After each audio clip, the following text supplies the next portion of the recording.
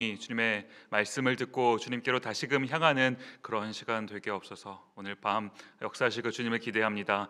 감사드리옵고 예수님 이름으로 기도드립니다. 아멘. 이제 우리 하나님 말씀 같이 받도록 하겠습니다. 오늘 저희가 함께 살펴볼 말씀은 이사야 9장 1절부터 7절까지 말씀 같이 살펴보도록 하겠습니다. 이사야 9장 1절부터 7절까지 말씀입니다. 오늘은 이제 이사야 9장과 10장 말씀을 같이 살펴볼 텐데요.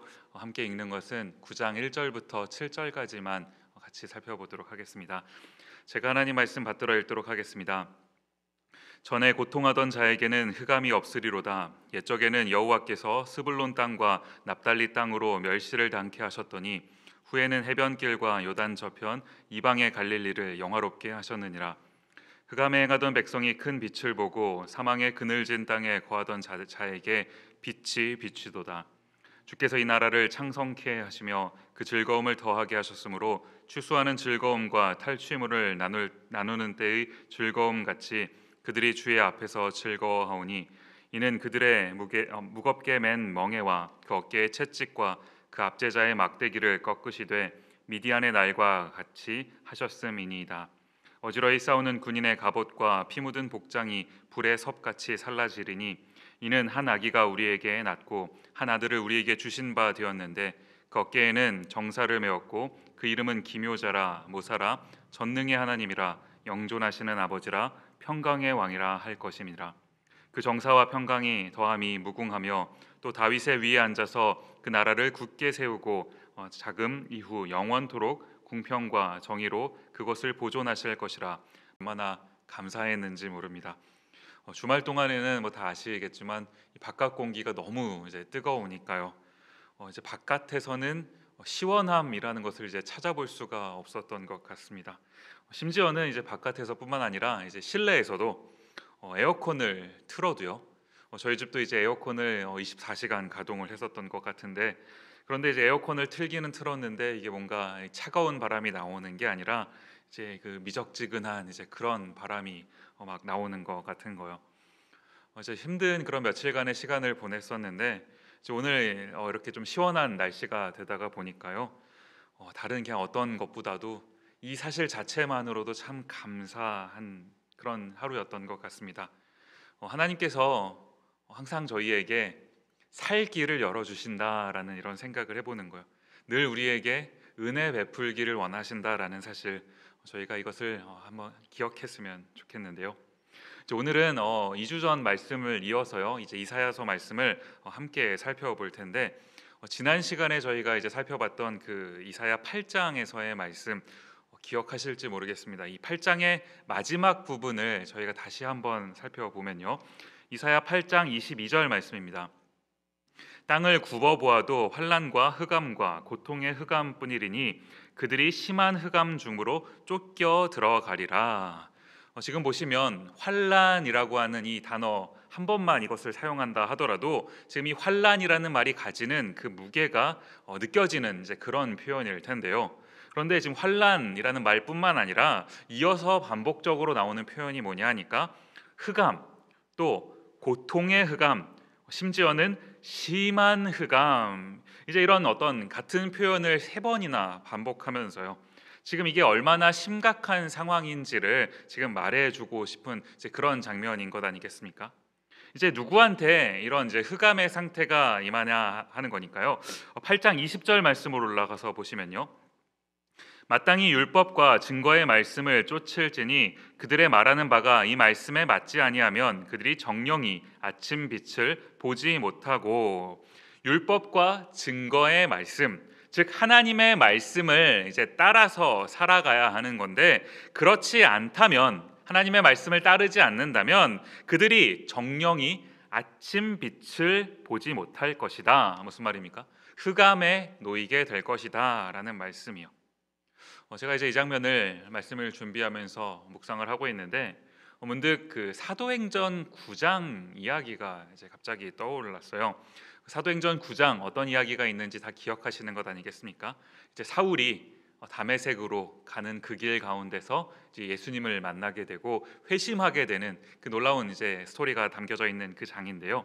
그 내용을 잠깐 저희가 살펴보면요, 사도행전으로 가셔서 9장 1절과 2절 말씀에 사울이 주의 제자들에 대하여 여전히 위협과 살기가 등등하여 대제사장에게 가서 다메섹 여러 회당에 갈 공문을 청하니, 이는 만일 그 돌을 쫓는 사람을 만나면 물론 남녀를 결박하여 예루살렘으로 잡아오려 함이라. 이 사울이 했던 일이 무엇이었습니까? 2절 말씀해 보시면 그 돌을 쫓는 사람을 만나면 어떻게 하겠다는 건가요? 잡아오려 함이라. 지금 여기서 말하고 있는 이 그 도가 무슨 도겠습니까? 그리스 도인 거죠. 네, 제가 웃자고 한 소리인데요. 웃자고 한 소리지만 사실 맞는 말인 거 아니겠습니까? 그리스도를 쫓는 사람들을 만나면 그들을 잡아오겠다라는 거예요. 그리스도를 따라 살아가는 삶, 저희가 이것을 한번 가만히 생각을 해본다고 한다면요, 저희에게 이제 주어진 어떤 다양한 삶의 모습 가운데서 그리스도를 따르는 그 삶이라는 것은 어떤 저희가 선택할 수 있는 한 가지 그 옵션이 아닌 거거든요. 그리스도를 따르는 삶은 저희가 살아가야 될 이 삶의 유일한 목적이어야 되는 겁니다. 그런데 지금 사울이 했던 일이 무엇입니까? 그리스도를 따라가는 그 삶을 살아가기는커녕 그리스도를 따라 살아가려고 하는 그 사람들을 오히려 잡아 넣으려고 하는, 지금 이제 이런 삶을 살았던 거예요. 지금 이게 이 사울이라는 어떤 그 사람의 인생의 그 목적이었던 것 아니겠습니까? 하나님께서 이런 이제 사울의 그 인생 가운데 어떻게 개입을 하시는 겁니까? 이제 사울이 그 그리스도를 따라 살아가려고 하는 사람들을 잡아오려고 하는 그 다메섹 그 길을 가는 도중에 어떤 일을 겪게 되냐 하니까요, 예수님을 만나게 되는 건데요. 때마침 예수님을 만나면서 함께 이제 이 사울이 경험했던 일이 무엇이었냐 하니까 사도행전 9장 8절 말씀이에요. 사울이 땅에서 일어나 눈은 떴으나 아무것도 보지 못하고 사람의 손에 끌려 다메섹으로 들어가서, 이제 이 사울이 예수님을 만나고 난 다음에 가장 먼저 찾아왔던 변화가 뭐냐 하니까요, 이 눈이 보이지 않게 된 거예요. 지금까지는 멀쩡하게 잘 보였던 그 눈이 갑자기 보이지 않게 된 겁니다. 지금 성경이 이 사건을 기록해 놓으면서 무엇을 말하고 싶은 것일까요? 이 장면을 가만히 묵상하고 있는데요, 문득 이제 이런 생각을 해보게 되는 겁니다. 하나님께서 저희에게 눈을 주셨습니다. 눈을 주신 이유는요, 눈은 보기 위해서 하나님께서 주신 것 아니겠습니까? 봐야 하는 그것을 봐야 되기 때문에 하나님께서 저희에게 눈을 허락해 주신 거예요. 그런데 하나님께서 저희에게 허락해 주신 이 눈을 가지고, 이제 이 눈이라고 하는 것은 어떤 그 상징적인 이제 그런 표현을 나타내는 건데, 저희가 이 눈을 가지고 봐야 될 그것을 보지 않고 다른 걸 보고자 한다면요, 하나님께서 그것을 어떻게 하시는 겁니까? 이 눈을 어둡게 하시는 거예요. 오늘 이사야 본문에서 이 흑암이 찾아왔다라는 것도 저희가 한번 같은 맥락에서 이해해 볼 수 있는 것 아니겠습니까? 그런데 저희가 이 사울 이야기에서도 그렇고요, 또 오늘 살펴보게 될 이 이사야서 말씀 가운데서도 마찬가지인데, 이제 하나님께서 어떤 그 흑암을 주셨다라는 것은 그 흑암으로 심판, 그리고 그 심판으로 끝나는 것이 아니라 이 흑암을 통해서 무언가 말씀해주고 싶으신 것이 있다라는 거예요. 이 흑암을 통해서 하나님께서 원하시는 것은, 이 흑암이라고 하는 것은 어떤 그 깜깜한 상태를 의미하는 것 아니겠습니까? 흑암만 있다면 저희는 아무것도 볼 수가 없게 되는데, 그런데 그런 흑암 가운데서 우리 하나님께서 주시는 건 무엇입니까? 빛을 주시겠다라는 거예요. 흑암 가운데 주시는 어떤 빛이라는 거, 그 빛을 보라는 그 말씀인 것 아니겠습니까? 이제는 다른 어떤 것을 보지 말고 하나님께서 보여주시는 그 빛을 바라봐라 라는 말씀이요. 이것을 저희가 가만히 본다면 이 흑암을 주시고 흑암 이후에 빛을 주시는 이 어떤 모습을 통해서 하나님의 마음이 어떠한지를 저희가 생각해 볼 수 있는 거예요. 그런가 하면 그럼에도 불구하고 끝까지 이 하나님의 어떤 그 마음을 헤아리지 못하고 끝까지 그것을 보지 못하게 되는 사람들, 하나님의 마음을 깨닫지 못하는 사람들이, 이 상태가 얼마나 심각한 것인지를 이제 저희가 함께 깨닫게 되는 건데요. 이제 이런 관점으로 저희가 오늘 본문 말씀을 같이 살펴보았으면 좋겠는 겁니다. 오늘 본문 이제 9장으로 넘어오셔서 9장 1절 말씀을 함께 보시면요. 전에 고통하던 자에게는 흑암이 없으리로다. 옛적에는 여호와께서 스불론 땅과 납달리 땅으로 멸시를 당케 하셨더니 후에는 해변길과 요단 저편 이방의 갈릴리를 영화롭게 하셨느니라. 전에 고통하던 자에게 흑암이 없어지게 되는 거고요. 그런가 하면 멸시를 당하던 존재가 영화롭게 되는 일이요. 이제 이 장면을 가만히 보면서 다시 한번 깨닫게 되는 게 무엇입니까? 하나님께서 원하시면, 하나님께서 작정하시면 지금 이와 같은 일들이 가능해진다라는 거예요. 어떻게 보면 너무 단순한 그런 이야기인 것 아니겠습니까? 하나님이 일하시면 가능해진다라는 사실. 그런데 여기서 가지게 되는 한 가지 문제가 뭐냐 하니까 이 하나님을 향한 이 단순한 어떤 믿음을 저희가 갖지 못하고 있다라는 사실이에요. 이게 참 가슴 아픈 그런 일이 아닌가 생각이 됩니다.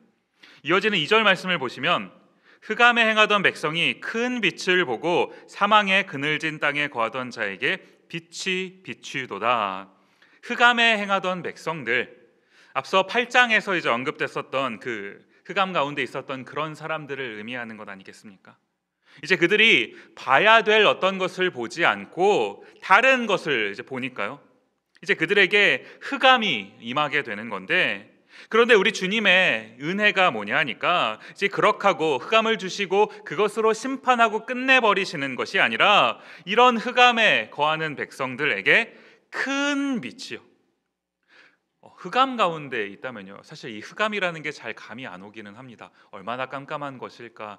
이전에 이제 빛이 좀 없었던 그 시절에 사셨던 분들은 훨씬 더 이해가 쉽지 않을까 생각이 드는데요. 흑암에 있다면 아주 작은 빛도 엄청나게 밝게 느껴질 겁니다. 그런데 그런 정도가 아니라 하나님 말씀하시는 거 큰 빛, 무슨 말입니까? 모두가 다 볼 수 있는 그 엄청난 영향력 아래 놓이게 될 것이다. 지금 그런 빛을 비춰주시겠다라는 말씀 아닌가요? 그런 빛이 비춰지면 이제 어떻게 되냐 하니까요. 이어지는 3절 말씀이에요. 주께서 이 나라를 창성케 하시며 그 즐거움을 더하게 하셨으므로 추수하는 즐거움과 탈취물을 나누는 때의 즐거움 같이 그들이 주의 앞에서 즐거워하오니. 말씀을 준비하면서 이 3절 말씀을 이렇게 반복해서 묵상을 하고 있는데 이 3절 한 절 가운데 반복해서 나오는 그런 표현이 있더라고요. 뭡니까? 즐거움이라는 말입니다. 하나님께서 이 즐거움이라는 것을 회복시켜 주시는 거예요. 저희가 신앙생활을 할 때 이 신앙생활이라고 하는 것과 이 즐거움이라고 하는 것을 저희가 사실 잘 매치하지 못할 때도 있는 것 아니겠습니까? 이제 신앙생활 이러면 항상 저희 좁은 길, 좁은 문 이런 것들이 이제 생각이 나고요. 십자가 이런 것도 생각이 나고 이런 고민을 하다가 보니까 이제 신앙생활이라는 것은 즐거움이 없어도 그래도 괜찮은 거 이렇게 생각하기가 쉬운데요. 그렇지 않더라라는 겁니다. 제가 말씀을 준비하면서 제가 가지고 있는 이제 어떤 성경 프로그램에서 이제 기쁨, 즐거움 이런 단어를 한번 이렇게 검색을 해봤어요. 그랬더니 그 성경 전체 가운데서 이 즐거움과 기쁨에 관련된 이런 문구들이 정말 많이 검색이 되는 겁니다. 우리가 하나님을 믿는 신앙 가운데 있으면서 이 즐거움을 잃어버린다면, 이 즐거움을 지금 우리가 가지고 있지 못하다고 한다면 오늘 이 밤에 하나님께 저희가 기도했으면 좋겠어요. 하나님, 우리 신앙 가운데, 나의 이 신앙생활 가운데 즐거움을 회복시켜 주십시오 라고 함께 저희가 기도할 수 있는 그런 밤이 되었으면 좋겠습니다. 이제 이 큰 빛, 이 즐거움이 언제 찾아오게 되는 것이겠습니까? 이사야 9장 6절과 7절 말씀을 보시면요, 이는 한 아기가 우리에게 낳고 한 아들을 우리에게 주신 바 되었는데 그 어깨에는 정사를 메었고 그 이름은 기묘자라, 모사라, 전능하신 하나님이라, 영존하시는 아버지라, 평강의 왕이라 할 것임이라. 그 정사와 평강의 더함이 무궁하며 또 다윗의 위에 앉아서 그 나라를 굳게 세우고 자금 이후 영원토록 공평과 정의로 그것을 보존하실 것이라. 만군의 여호와의 열심히 이를 이루시리라. 너무나 유명한 이제 그런 구절인 것 아니겠습니까? 지난 8장에 저희 살펴봤었던 임마누엘이라고 하나님이 우리와 함께 계시다라는 이 말이 이제 실제로 우리에게 임하게 될 것을 지금 예언하고 계시는 이제 그런 장면이거든요. 한 아기요, 한 아기. 그 아기가 어떤 아기입니까? 어깨에는 정사를 메었다라는 것. 세상을 통치할 자가 될 것이다라는 말씀이요. 기묘자라, 모사라.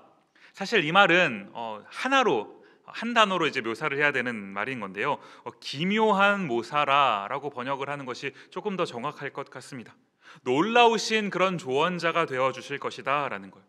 그런가 하면 전능하신 하나님, 영존하시는 아버지, 평강의 왕이 될 것이다라는 말씀. 지금 이와 같은 말들은 이 예수님을 지칭하는 그런 표현들인 것 아니겠습니까? 정말 놀라운 일이 뭐냐 하니까요. 지금 이 6절 초반부에 기록된 표현인데요. 이는 한 아기가 우리에게 낳고 한 아들을 우리에게 주신 바 되었는데, 무슨 말입니까?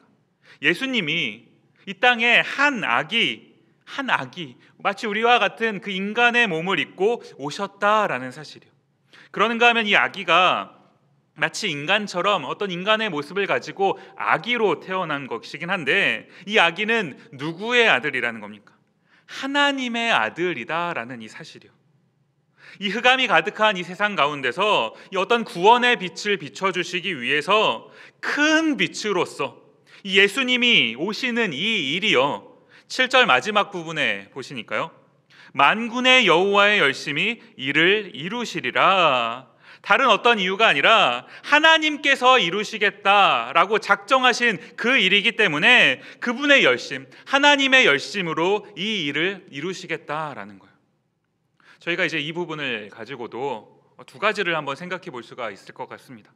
하나는요, 하나님께서 왜 이렇게까지 이 일을 이루시고자 하는지 이제 이것을 생각해 본다면요, 이 하나님의 마음이 어떠한지를 저희가 생각해 볼 수 있게 되는 것 아니겠습니까? 이렇게까지 해서 그 아들을 주심으로서까지 해서 구원하고 싶은 그 존재가 바로 우리라는 사실이요. 그런가 하면 이 반대의 각도로 한번 이 부분을 생각을 해본다면요, 하나님께서 이렇게까지 해서 구원을 해주셔야만, 그 아들을 내어주시는 이 놀라운 사건을 통해서 구원을 해주셔야 한다라는 것은, 그만하다는 것은 우리의 존재가 얼마나 심각한 그런 상황 가운데 놓여 있는지를 말해주는 그런 것 아니겠습니까? 이제 바로 이어지는 구절이 이 부분을 이제 다루고 있는 건데요. 이사야 9장 8절 말씀을 보시면요, 주께서 야곱에게 말씀을 보내시며 그것을 이스라엘에게 임하게 하셨은즉, 마지막에 보시면 이스라엘에게 임하게 하셨은즉, 무슨 말입니까? 먼저는 이스라엘, 북쪽에 있는 그 북이스라엘에게 일어나게 될 일들이요. 지금 이 남유다 입장, 이사야가 활동하고 있는 이 남유다 입장에서는 이제 북쪽 이스라엘에서 일어날 일들을 이제 먼저 보게 되는 건데요. 북쪽 이스라엘이 어떠했다라는 겁니까? 방금 읽었던 8절 말씀을 통해 저희가 보면 하나님께서 이스라엘 백성들에게 이제 말씀을 주셨습니다. 하나님의 그 말씀을 통해서 하나님의 뜻이 무엇인지를 알려주셨고요, 돌이킬 수 있는, 돌아올 수 있는 그 기회를 주시고자 하셨어요. 그러나 그 말씀 앞에 이스라엘 사람들의 반응이 어떠했던 겁니까? 9절과 10절 말씀을 이어서 보시면요, 모든 백성 곧 에브라임과 사마리아 거민이 알 것이오늘 그들이 교만하고 완악한 마음으로 말하기를 벽돌이 무너졌으나 우리는 다듬은 돌로 쌓고 뽕나무들이 찍혔으나 우리는 백향목으로 그것을 대신하리라 하도다. 벽돌이 무너져 버리면 다듬은 돌을 쌓으면 되는 거고, 뽕나무들이 찍혔으면 백향목으로 대신하면 된다라는 지금 이런 태도요. 이 뭘 의미하는 거겠습니까? 하나님이 치시면, 하나님이 심판하시면, 그래서 무엇인가 문제가 생기면 괜찮다는 거예요. 내가 그거 메꾸면 되지, 내가 할 수 있다라는 이런 태도인 것 아니겠습니까? 하나님께서 지금 말씀을 주시는 건데, 너희 지금 잘못하고 있다라고 말씀을 주시는 건데, 지금 그 말씀이 의미하는 바가 무엇인지 전혀 깨닫지 못하고 있는 이런 모습들이요. 이런 상태를 가리켜서 9절 말씀을 보시면요, 교만 또 완악한 마음, 이런 표현을 사용하고 있는 겁니다. 마치 그 10가지 재앙이 내렸을 때 그 이집트에 있었던, 애굽에 있었던 바로 왕의 모습, 그게 떠오르더라고요. 10가지나 재앙이 내리는 것을 지금 눈앞에 보고 있으면서도, 직접 체험했으면서도요, 하나님의 마음을 전혀 깨닫지 못하고 있는 지금 그 바로 왕의 모습이 완악함이었고 또 교만이었던 것 아니겠습니까? 하나님께서 지금 이제 이런 그 북이스라엘을 치시는 건데요. 13절 말씀을 읽는데 이제 마음이 참 슬프더라고요. 13절 말씀 보시면요, 이 백성이 오히려 자기들을 치시는 자에게로 돌아오지 아니하며 만군의 여호와를 찾지 아니하도다. 개역 개정 성경에는요, 이 오히려라는 표현을 그리하여도라고 번역을 했더라고요. 조금 더 의미가 와닿는 것 같은데, 그리하여도 이 백성들이 여호와께 돌아오지 않고 여호와를 찾지도 않았다라는 거예요. 하나님이 그들을 치셔도 잘못했기 때문에 회초리를 드시는 것 아니겠습니까? 치시는데 그것을 맞고도 여호와께로 돌아오지 않아요. 이 교만이라고 하는 병이, 이 완악함이라고 하는 병이 이게 얼마나 심각한 것인지를 이제 저희가 볼 수 있는 이제 그런 대목이 아닌가 생각이 됩니다. 또 한 가지 안타까운 부분이 뭐냐 하니까요, 16절 말씀이에요. 백성을 인도하는 자가 그들로 미혹해하니 인도를 받는 자가 멸망을 당하는도다. 지금 이스라엘 백성들이 멸망을 당하는 그 이유가 뭐라고 말씀하시는 겁니까? 인도하는 자, 이스라엘 백성들을 인도하는 자가 오히려 그들을 미혹하게 했다라는 거예요. 하나님께서 누군가를 지도자로 세우셨다면요, 그들이 할 일은 지도자로서 나머지 백성들을 이제 하나님께로 잘 인도하는 이제 그런 일을 감당해야 되는 것 아니겠습니까? 그런데 지금 그 지도자들이 그 역할을 온전히 하지 못하게 되니까 어떤 일이 발생하게 되는 겁니까? 그들만 죽는 것이 아니라 인도를 받아야 되는 그 백성 전체가 멸망하게 되는 지금 이런 일이 생기는 거예요. 이제 이 정도까지 상황이 오니까 어떻게 되냐 하니까요, 이사야 9장 17절 말씀을 보시면요, 이 백성이 각기 설만하며 악을 행하며 입으로 망령되이 말하니 그러므로 주께서 그 장정을 기뻐 아니하시며 그 고아와 과부를 긍휼히 여기지 아니하시리라. 그럴지라도 여호와의 노가 쉬지 아니하며 그 손이 여전히 펴지리라. 이 백성이 각기 설만하다, 무슨 말입니까?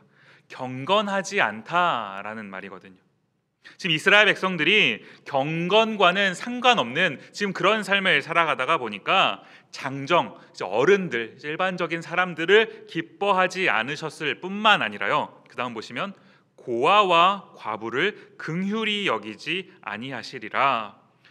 이 고아와 과부를 긍휼히 여기시는 일, 저희 지금 야고보서 말씀 주일에 살펴보고 있는데 하나님께서 항상 관심을 기울이셨던 부분들, 성경 전체에서 굉장히 마음을 쓰셨던 그런 표현들 아니겠습니까? 그런데 이스라엘 백성들의 타락이 너무 심하다가 보니까 지금 하나님께서 그 북이스라엘을 심판하셔야 되는 건데요, 그 심판 가운데 놓이게 되면 설령 그 가운데 고아와 과부가 있을지라도, 긍휼과 그 은혜가 필요한 그 사람들이 그 가운데 있을지라도 그들도 피할 길이 없어지게 되는 이런 상황에 놓이게 되는 거예요.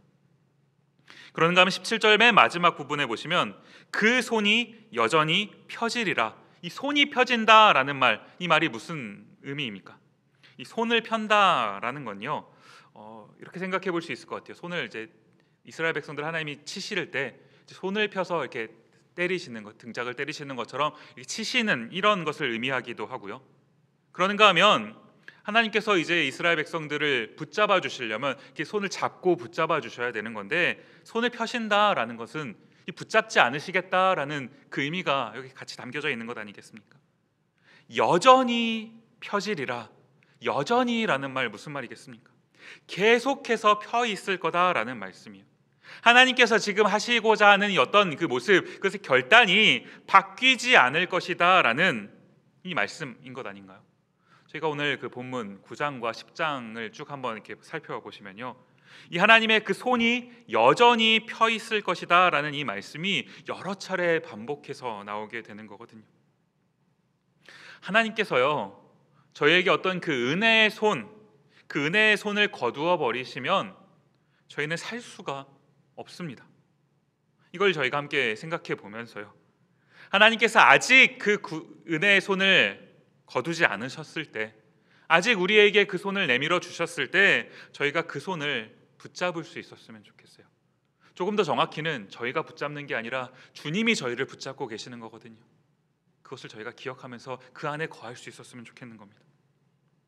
이제 10장으로 넘어가서 저희가 함께 10장 내용을 좀 살펴보면요, 이 북이스라엘 백성들이 했었던 어떤 잘못된 일들에 대한 언급이 이제 쭉 나오게 되는데요.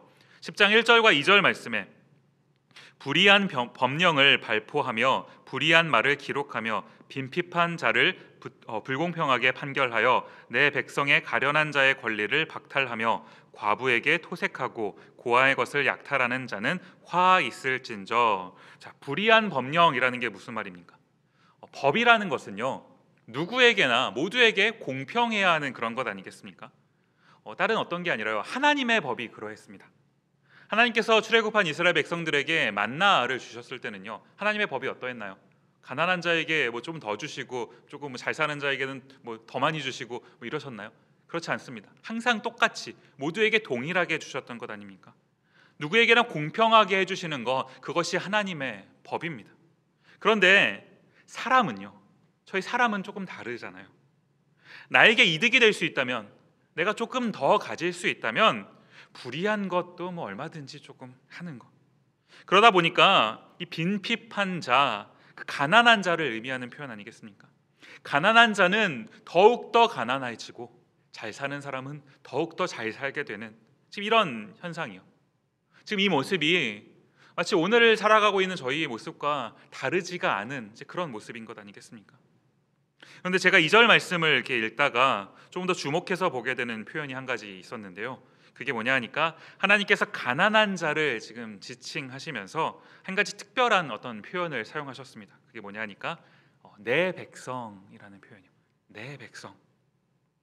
저희가 어떤 가난한 사람에게 관심을 좀 기울이지 않고 그들을 섬기지 않는 건 어떤 긍휼이 필요한 자에게 좀 저희가 좀 베풀지 못하고 좀 인색하게 구는 그 정도가 아니라요, 하나님의 백성을 함부로 대하게 되는 일이다라는 이 말씀인 겁니다. 가난한 자도요, 이 세상은 죄악이 가득한 세상이기 때문에 누구는 조금 덜 가진 사람이 있고 누구는 좀 더 가진 사람도 있고요. 그런데 아무리 덜 가진 가난한 자일지라도 그들도 그들 나름의 어떤 권리가 있는 겁니다. 마땅히 받아야 될 것들, 누려야 할 어떤 마땅한 것이 있다라는 겁니다. 그런데 그런 사람들에게 조금 더 가진 사람이 그런 덜 가진 사람들, 가난한 사람들에게 어떤 불의한 행동을 하게 된다라면요, 어떻게 되는 거겠습니까? 이 가난한 자들은 자신들이 보호받아야 할 그 최소한의 것에 대해서도 보호받지 못하게 되는 이런 상황 가운데 놓이게 되는 거예요. 지금 이와 같은 일들이 이 북이스라엘에 만연하게 일어나고 있었다라는 지금 그런 말씀인 것 아닌가요? 3절 말씀을 이어서 보시면요, 너희에게 벌하시는 날에와 멀리서 오는 환난 때에 너희가 어떻게 하려느냐? 누구에게로 도망하여 도움을 구하겠으며 너희 영화를 어느 곳에 두려느냐? 하나님의 무서운 말씀인 겁니다. 너희가 그렇게 가난한 자를 억압하다가는 너희에게 환난이 닥쳐오는 그날에 어떻게 할 것이냐라는 말씀이에요. 너희가 너희에게 힘들다 외치는 그 사람들의 그 소리를 외면했는데 내가 너희의 힘들다 하는 그 소리를 들어줄 것 같냐라는 그 하나님의 무서운 메시지 아니겠습니까? 이제 이런 북이스라엘을 하나님께서 심판하시는 건데요, 아수르라고 하는 나라를 이제 사용하셔서 이 북이스라엘을 치시는 겁니다. 그런데 흥미로운 것은요, 이 10장 중간 내용을 저희가 보시면 하나님께서 아수르를 사용하셔서 북이스라엘을 심판하시는 건데, 그런데 그 사용하시는 그 아수르에 대해서도 심판하시겠다라는 그런 메시지를 주시더라라는 거예요. 10장 5절 말씀을 보시면 화 있을진저 아수르 사람이여 그는 나의 진노의 막대기요 그 손의 몽둥이는 나의 분한이라. 지금 하나님께서 아수르를 사용하셔서 북이스라엘을 치시는 거 이거 맞습니다. 그런데 7절 말씀을 보시면 그의 뜻은 이같지 아니하며 그 마음의 생각도 이같지 아니하고 오직 그 마음에 허다한 나라를 파괴하며 멸절하려 하여.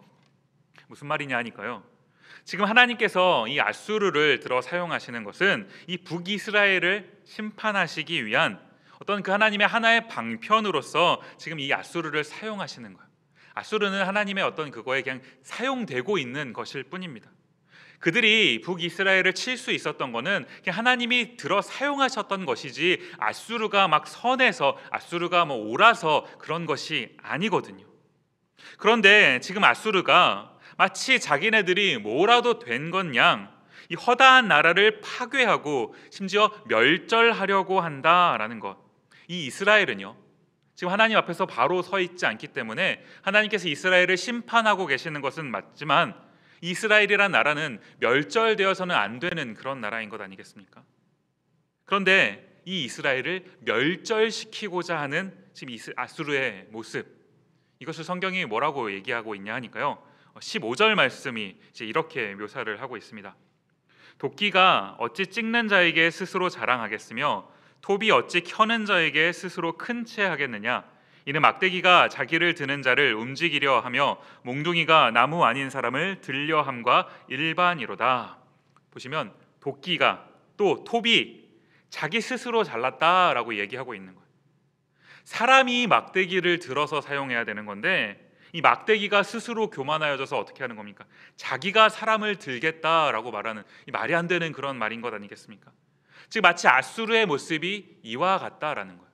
하나님이 들어 사용하시는 건데 마치 내가 어떤 뭐라도 된 양 교만하고 있는 모습이에요. 이사야 10장 33절 말씀에 보시면 주 만군의 여호와께서 혁혁한 위력으로 그 가지를 꺾으시리니 그 장대한 자가 찍힐 것이요 높은 자가 낮아질 것이며. 하나님이요, 이처럼 교만해지는 이 아수르도 심판하시겠다라는 이 말씀을 함께 주시고 있더라라는 겁니다. 말씀을 마무리하겠습니다. 오늘 저희가 9장과 10장 말씀을 같이 살펴봤는데요, 이 9장과 10장 말씀을 저희가 함께 살펴보면서 봤던 것 어떤 것입니까? 하나님께서 하나님을 찾지 않는 어떤 북이스라엘도, 또 그들을 치시려고 사용했던 아수르일지라도 그들도 교만하니 그들도 심판하시겠다라는 것. 결국에는 이 남유다도 결국에는 이 교만의 어떤 이유 때문에 하나님께 심판을 받게 되는 것 아니겠습니까? 그런데요, 하나님께서 지금 이들을 치시지만, 이들을 심판하실 것이지만, 그럼에도 불구하고 은혜를 베풀고 싶은 그 마음을 여전히 간직하고 계시는 것. 이사야 10장 20절 말씀에 이렇게 기록을 합니다. 그날에 이스라엘의 남은 자와 야곱 족속의 피난한 자들이 다시는 자기를 친 자를 의뢰치 아니하고 이스라엘의 거룩한 자 여호와를 진실히 의뢰하리니. 다른 걸 의뢰하는 것이 아니라 여호와를 의뢰하는 거, 의지하는 거예요. 이러한 사람들이 남은 자가 될 것인데, 이들만이요, 이 남은 자만이 그 보내주실 그 한 아기를 통해서 구원을 얻게 될 것 아닙니까? 10장 22절 말씀에도요, 이스라엘이여 내 백성이 바다의 모래 같을지라도 남은 자만 돌아오리니 넘치는 공의로 회멸이 작정되었음이라. 다 주의 은혜로 돌아올 수 있는 게 아니다라는 겁니다. 남은 자만이요, 하나님을 의지하는 사람만이 그 은혜 아래 거할 수 있게 된다라는 거예요. 그 은혜 아래로 돌아올 수 있게 된다라는 거예요. 저희가 이 이사야 말씀을 통해서 계속 전해지는 이 심판의 메시지, 그러나 그 심판의 메시지 가운데 이 은혜의 메시지가 함께 전해지고 있는 거, 저희가 이 사실을 함께 기억할 수 있었으면 좋겠습니다. 오늘 말씀을 마무리하면서요, 함께 찬양하기 원하는데요, 아까 전에 함께 찬양했던 그 찬양이에요. 주님 곁으로 날 이끄소서. 이 찬양이 오늘 그 말씀을 이렇게 딱 결론을 내주는 것 같습니다.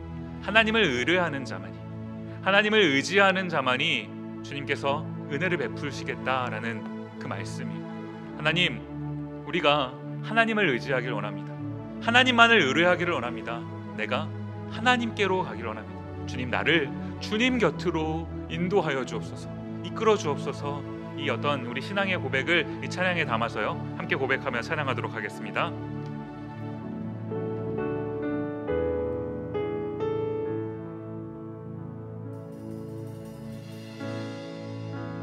주님 곁으로 날 이끄소서.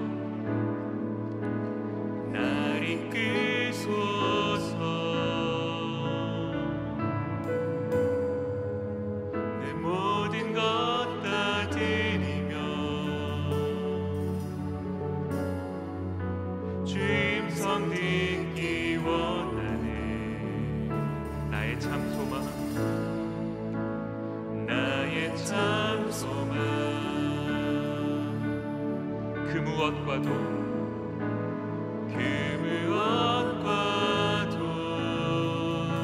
바꿀 수 없는 주사랑, 바꿀 수 없는 주사랑,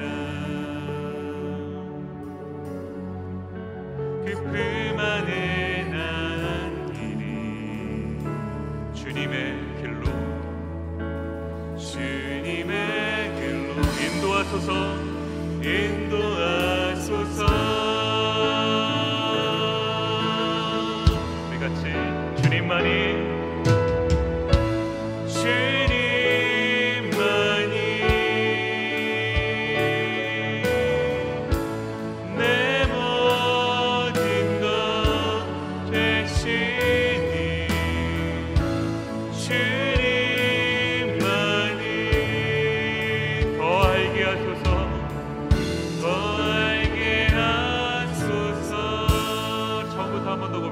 주님 곁으로,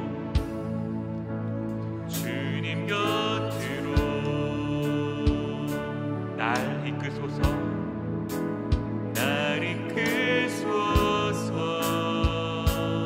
내 모든 것 다 드리며, 내 모든 것 다 드리며, 주음성 듣기 원하네, 주음성 듣기 원하네.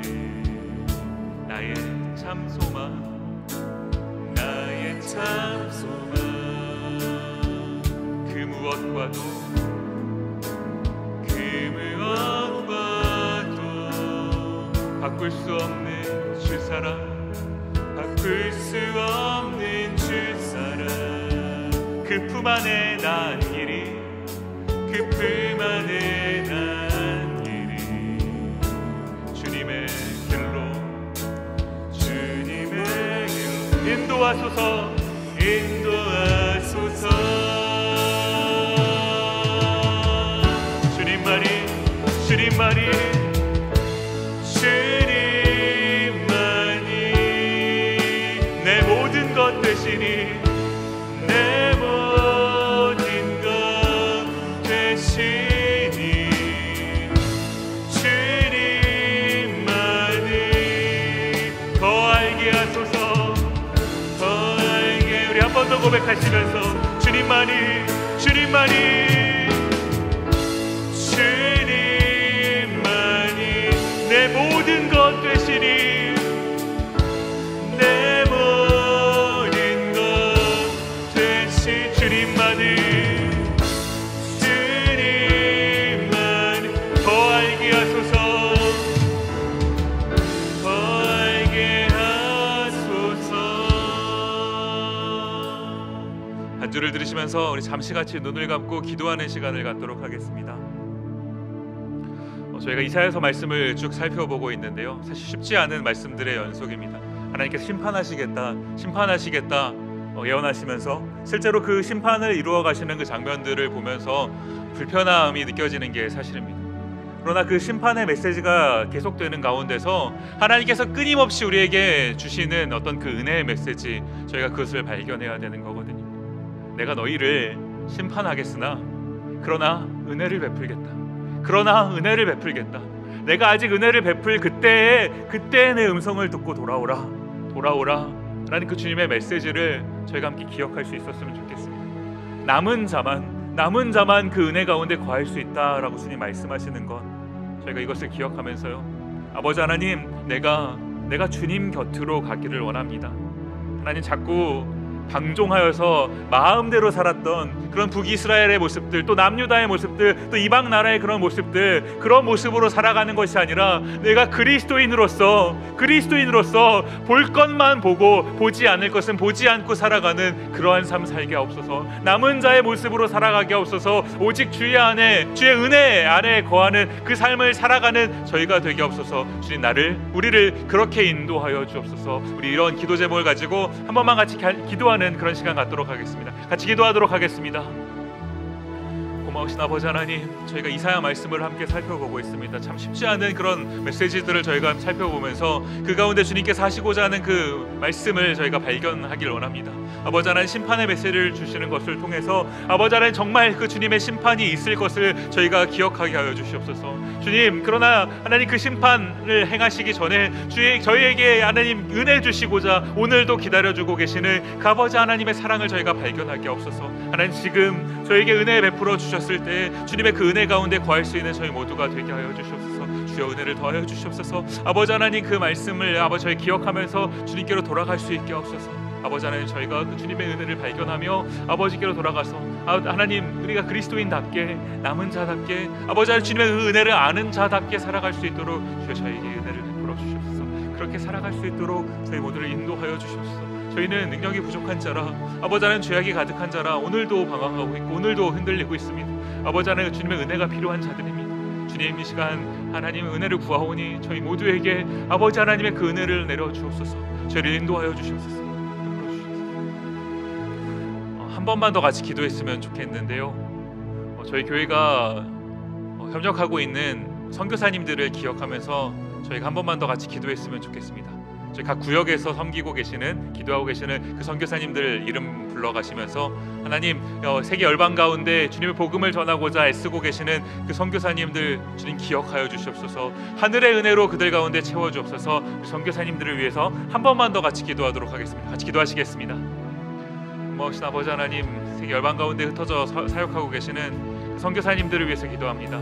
아버지 하나님, 그들에게 하나님의 은혜를 더하여 주시옵소서. 아버지 하나님, 그 선교사님들의 모든 사역 가운데 열매가 있게 하시며 하나님의 그 보호하심이, 그 하나님의 은혜가, 세밀한 은혜가 그들에게 함께하여 주옵소서. 아버지 하나님, 그들이 하나님의 복음을 전할 때 주님, 그들이 선포하는 그 복음의 메시지를 듣고 주님을 몰랐던 영혼들이 주님을 알게 되는, 주님을 주님으로 고백하게 되는 그런 놀라운 일들이 일어나게 하여 주시옵소서. 아버지, 열방 가운데 그 땅 끝에 복음이 전해질 때 주님 다시 오신다 말씀하셨사오니 저희가 아버지 하나님 주님의 그 복음을 아버지 하나님 전하는 일로 주님의 재림을 준비하게 하시며 아버지 하나님 마지막 때를 저희가 살아갈 수 있도록 하여 주시옵소서. 저희가 할 일은 아버지 그들을 위해서 기도하는 일이 오니 하나님, 저희가 이 일을 쉬지 않도록 주의 은혜를 베풀어 주시옵소서. 저희 에덴 교회가 그렇게 살아갈 수 있도록 역사하여 주시옵소서.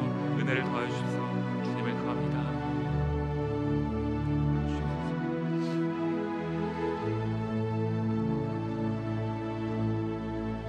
고마우신 아버지 하나님, 감사합니다. 오늘도 함께 모여 주님의 말씀을 들을 수 있는 기회를 주심에 감사합니다. 하나님, 오늘도 저희에게 은혜를 베풀어 주시고자 하시는 그 하나님의 마음임을 저희가 기억하게 없어서 하나님, 주님의 말씀 앞으로 돌아오게 하시고 주님의 말씀을 붙잡고 살아가는 일에 그 일을 위하여 발버둥치는 저희가 되게 없어서 주님 은혜를 베풀어 주고 계시오니 저희가 그 은혜 가운데 거할 수 있도록 하나님, 저희가 그 은혜를 붙잡게 하여 주시옵소서. 정확히는 주님이 저희를 붙잡고 계시오니 하나님, 그 붙잡힘 바 되어 하나님 그 가운데 살아갈 수 있도록 저에게 은혜를 더하여 주시옵소서. 하나님, 말씀을 떠나서 방종하여 자기 마음대로 살아갔던 그런 모습들이 아니라 하나님의 은혜 가운데 거할 수 있도록 하나님 저희를 붙잡아 주시옵소서. 매일의 삶 가운데서 하나님, 힘들고 어려운 그런 시기를 지날 때도 있지만 그러나 그 가운데서도 저희를 향하신 그 하나님의 마음이 무엇인지를 발견케 하시며 그렇게 살아갈 수 있도록, 그것을 붙잡고 살아갈 수 있도록 저희를 인도하여 주시옵소서. 세계 열방 가운데 사역하고 계시는 선교사님들 붙잡아 주시며 하나님, 그들의 사역 가운데 열매가 있게 하시고 하나님, 그들을 지키시며 보호하여 주셔서 하나님, 그들의 하나님의 그 세밀한 어떤 은혜를 경험하는 그런 하루하루를 살아갈 수 있도록 주여 함께하여 주시옵소서. 은혜를 베풀어 주시길 원합니다. 감사드리옵고 예수님 이름으로 기도드립니다. 아멘. 같이 주기도문으로 예배 마치겠습니다. 하늘에 계신 우리 아버지여, 이름이 거룩히 여김을 받으시오며 나라의 임하옵시며 뜻이 하늘에서 이룬 것 같이 땅에서도 이루어지이다. 오늘날 우리에게 일용할 양식을 주옵시고 우리가 우리에게 죄 지은 자를 사하여 준 것 같이 우리 죄를 사하여 주옵시고 우리를 시험에 들게 하지 마옵시고 다만 악에서 구하옵소서. 대개 나라와 권세와 영광이 아버지께 영원히 있사옵나이다. 아멘.